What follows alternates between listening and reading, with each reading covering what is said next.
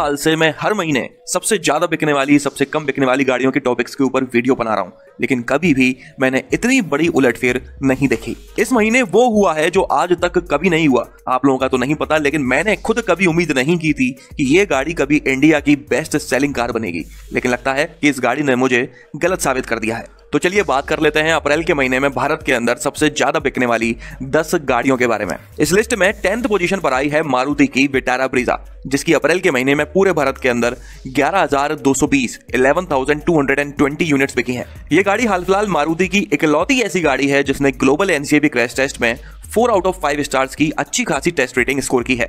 इसके अलावा Vitara Brezza Maruti की उन चुनिंदा गाड़ियों में से एक है जो अभी तक हार्डटैग प्लेटफॉर्म के ऊपर बेस्ड नहीं है।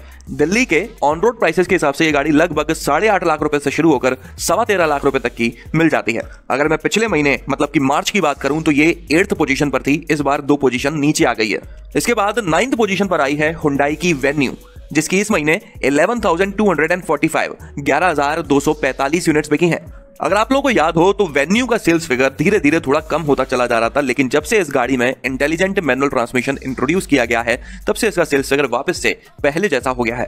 इस गाड़ी में एक कस्टमर को लगभग हर तरह का ऑप्शन मिल जाता है, फिर वो चाहे पेट्रोल का हो, डीजल का हो, मैनुअल हो, ऑटोमेटिक हो या फिर इंटेलिजेंट मैनुअल ट्रांसमिशन हो। पिछले महीने मार्च की बात करें तो ये 10th पोजीशन पर थी, लेकिन इस बार इसने इंप्रूवमेंट दिखाया है और 9th पोजीशन पर आ गई है। दिल्ली के ऑन रोड प्राइसेस के हिसाब से ये गाड़ी लगभग 7.25 लाख रुपए से शुरू होकर 14 लाख रुपए तक की मिल जाती है।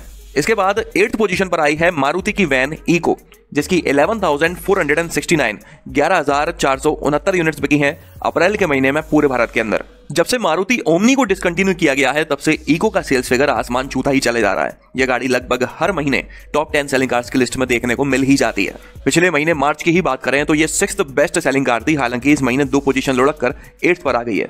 अगर आप इस गाड़ी को खरीदना चाहते हैं तो दिल्ली के ऑन रोड प्राइसेस के हिसाब से ये लगभग 4.5 लाख रुपए से शुरू होकर 6 लाख रुपए तक की मिल जाती है।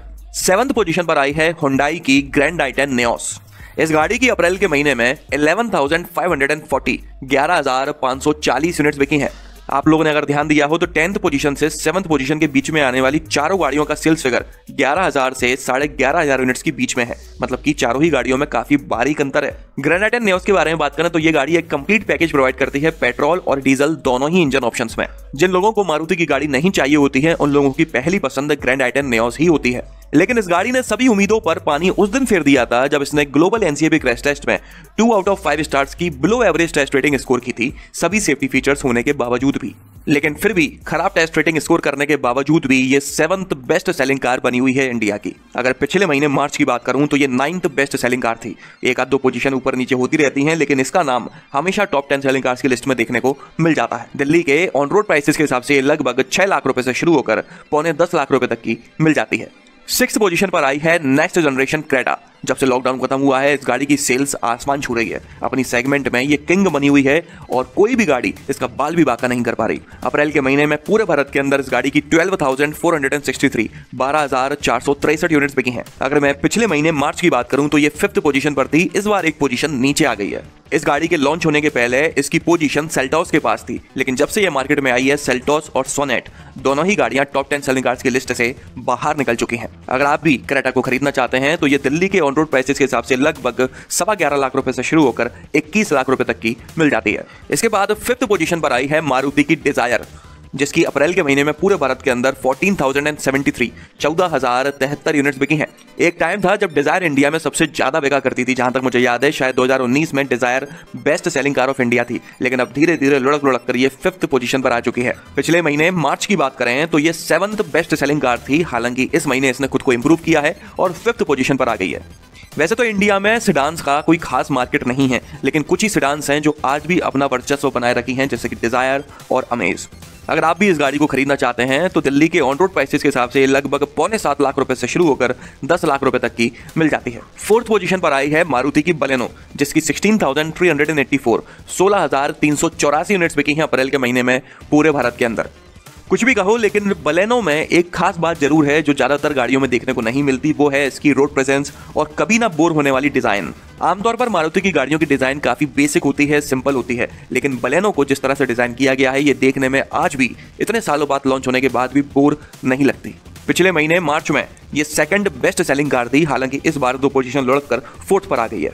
दिल्ली के ऑन रोड प्राइसेस के हिसाब से ये गाड़ी लगभग 7.25 लाख रुपए से शुरू होकर 10.5 लाख रुपए तक की मिल जाती है। 3rd पोजीशन पर आई है मारुति की ऑल्टो, जो सालों तक इंडिया की बेस्ट सेलिंग कार रही है, लेकिन इस महीने ये 3rd पोजीशन पर है। और रही बात पिछले महीने मार्च की, तो ये 4th पोजीशन पर थी। इस गाड़ी की अप्रैल के महीने में 17,303 यूनिट्स बिकी हैं।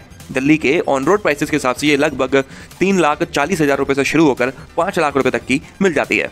इसके बाद 2nd पोजीशन पर आई है मारुति की स्विफ्ट, जो कि असल में पिछले काफी महीनों से इंडिया की बेस्ट सेलिंग कार बनी हुई है। लेकिन असल में ऐसी कौन सी गाड़ी है जिसने इसकी पोजीशन छीन ली और इंडिया की बेस्ट सेलिंग कार बन गई?